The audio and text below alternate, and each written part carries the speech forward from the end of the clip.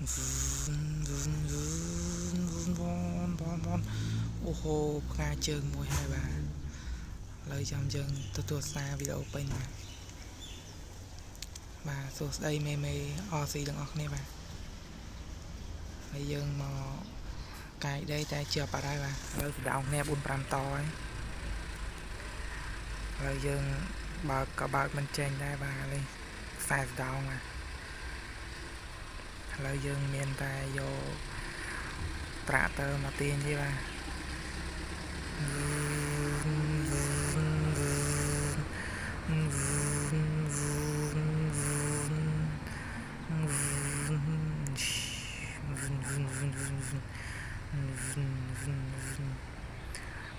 rơ mình đuôi chứ bà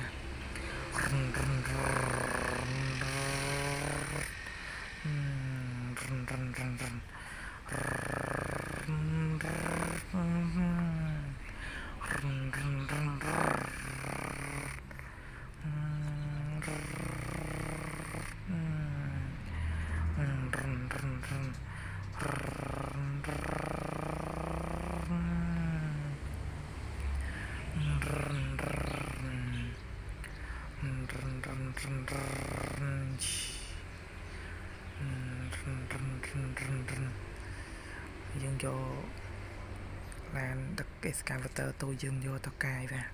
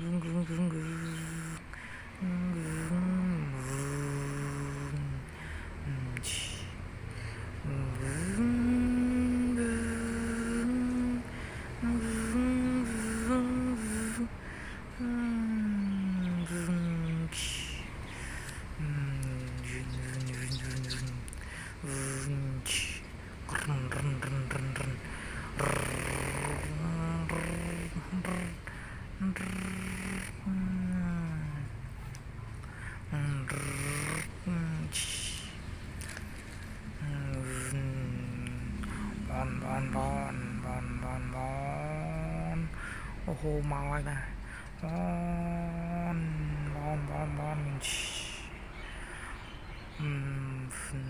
thầm ra thì bà học con một quay ra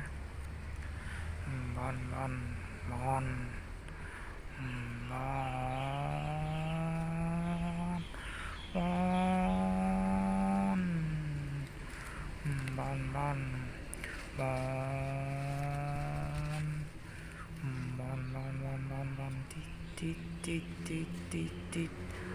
thôi cho đăng cái này mình tập rồi rồi bà với học này mà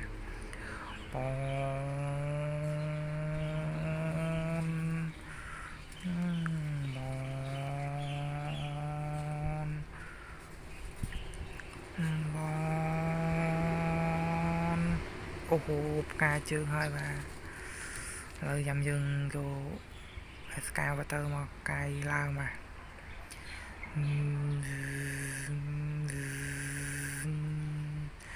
ô mình đuổi chứ bà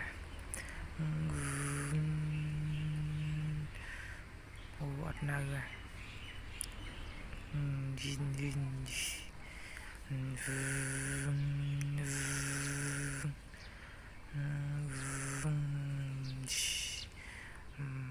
bon